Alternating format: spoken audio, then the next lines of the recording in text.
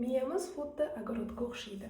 Bu meni Saidmurod Davlatov 3-kunlik treninglardan olgan eng katta insaytim bo'ldi. Hozir sizlarga ham shu narsa haqida ma'lumot bermoqchiman. Tasavvur qiling, огород bo'sh yotsa, огород bo'sh qoladimi? Albatta yo'q. Unda bizga kerak emas bo'lgan har xil o'tlar, kerak emas qanaqadir tikonli bir gullar chiqishi mumkin.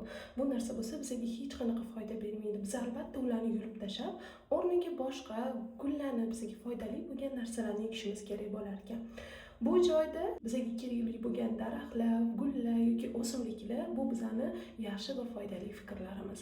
Lekin o'tlar va tikonlar bu bizning negativ fikrlarimiz. Ahamiyat berganmizlar, haqiqatda nimadir ish boshlamoqchi bo'lsak yoki qayerdadir o'qimoqchi bo'lsak, nimadir yangi harakat qilmoqchi bo'lsak, miyamizda birinchi noto'g'ri va kerak emas negativ fikrlar keladi. O'xshamasachi, qilolmasamchiga o'xshagan gaplar birinchi albatta miyamizga keladi. Bu narsani biz ekmaymiz, o'ylamaymiz, o'zidan o'zi avtomatik tarzda keladi. Xuddi bizga kerak emas o'tlarni va tikonlarni ekmaganimizdek.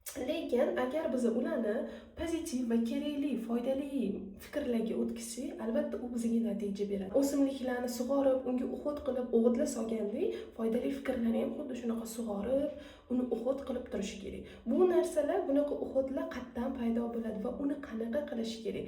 Bu gaplar juda ham uzun bo'lgani uchun hozir videoga sig'dira olmayman, lekin albatta описаниеga yozib qoldirishga harakat qilaman.